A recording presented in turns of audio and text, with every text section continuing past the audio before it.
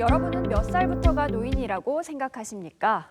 100세 시대 기대 수명이 점점 더 느는 반면 생산 연령 인구는 오히려 줄고 있죠. 이에 최근 노인의 나이가 쟁점이 되고 있습니다. 현재 65세 이상인 노인의 기준 나이를 70세로 올리자는 움직임도 이어지고 있는데요. 숫자로 보는 세상, 오늘 주목해볼 숫자 키워드는 70입니다.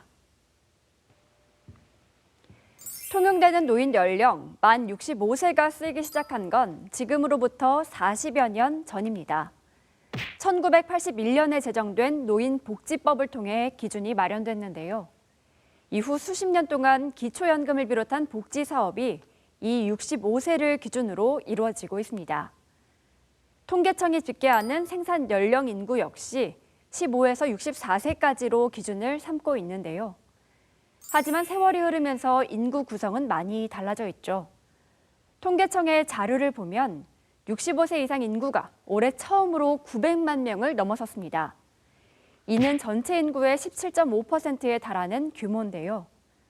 추계대로라면 노인 인구는 빠르게 늘어나서 2040년에는 지금의 2배인 34.4%, 2070년에는 고령 인구가 46.4%로 전체의 절반에 이를 전망입니다.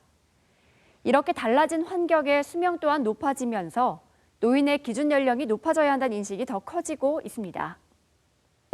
밖에 나가서 활동하는 양, 그리고 자기를 꾸미는 시간이나 비용도 늘어났기 때문에 노인층에서도 나이를 가늠할 수 없을 때가 많은 것 같아요. 내가 원래 82인데 아직 노인층이 안 들어가거든.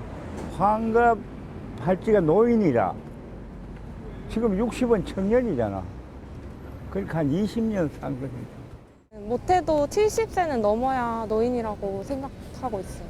아무래도 고령화 인구가 확실히 많이 늘어나고 있어서 조금 더 나이가 올라가는 것도 괜찮다고 생각합니다.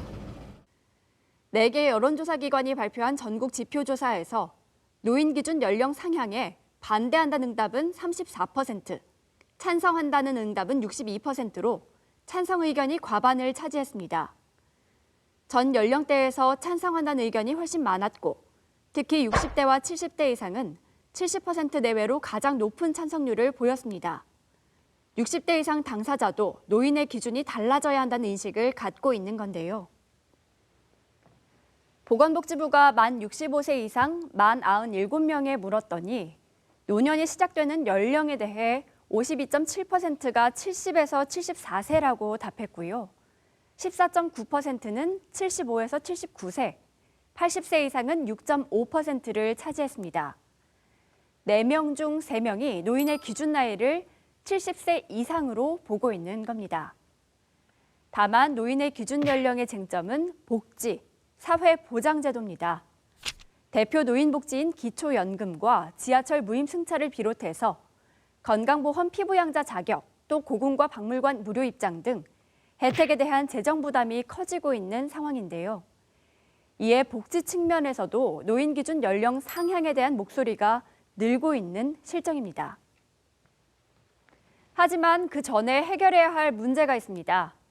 OECD 국가 가운데 노인 빈곤율 1위인 한국, 바로 노인 빈곤 문제인데요. 통계청 발표 자료를 보면 65세 이상 고령자 가운데 노후를 준비하고 있는 고령자는 지난해 기준 56.7%, 나머지 43.3%는 노후 준비를 하지 않는다고 답했습니다. 준비를 하고 있지 않은 이들의 이유를 보면 59.1%가 준비할 능력이 없어서라고 답을 했고요.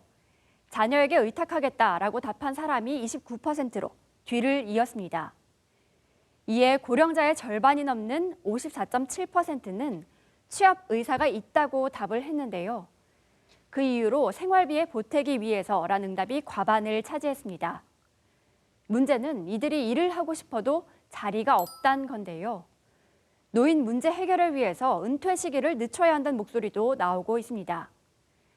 한국보건사회연구원 조사에선 만 20세에서 69세 응답자 80%가량이 정년 연장에 찬성하는 것으로 나타났고요. 한국개발연구원도 최근 노인 연령 상향에 대한 자료를 내고 노인 기준을 재정립해 가야 한다는 입장을 내놨습니다.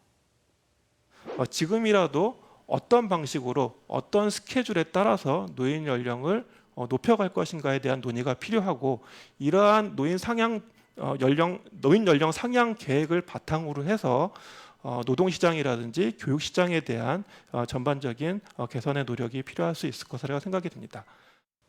100세 시대, 달라지는 수명과 인구 구조에 맞춰서 모두가 함께 머리를 맞대고 준비해야 고령사회의 부작용도 최소화할 수 있지 않을까요? 숫자로 보는 세상 김효승입니다.